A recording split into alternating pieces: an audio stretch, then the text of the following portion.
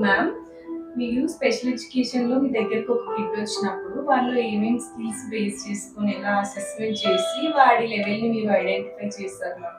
Okay. My name is Uma. I am working in Sunshine Child Development Center. I am a special educator. ఒక special child మా దగ్గర వచ్చినప్పుడు first తనకి observe చేయడం జరుగుతుంది. అంటే ఫస్ట్ అంటే ఏజ్ అప్రోప్రియేట్ కూడా చూస్తాము. దాని ప్రకారంగా వాళ్ళ పేరెంట్స్ దగ్గర కొంచెం ఇన్ఫర్మేషన్ తీసుకుంటాము. తీసుకున్న తర్వాత వాళ్ళకి ఏ అంటే ఏజ్ ప్రకారంగా అసెస్మెంట్ చేయడం జరుగుతుంది. అది ఏదంటే మద్రాస్ డెవలప్మెంట్ ప్రోగ్రామ్ సిస్టమ్. ఆ ప్రకారం బేస్ చేసుకుని అసెస్మెంట్ చేస్తాం మేడం. దాని ప్రకారంగా వాళ్ళకి ఏ క్లాస్కు సెట్ అవుతాడు, ఏజ్ ఎంత అనేది బట్టి ప్రైమరా, ప్రీ ప్రైమరా, ప్రీ వొకేషనలా, సెకండరీ ఏ క్లాస్కు సెట్ అవుతాడు దాన్ని బట్టి ఆ క్లాస్కు సెట్ చేయడం కూడా జరుగుతుంది. దాని తర్వాత అందులో ఏమేమి ఏరియాస్ ఉంటాయంటే personal, social, academic, occupational, recreational skills ఉంటాయి మేడం.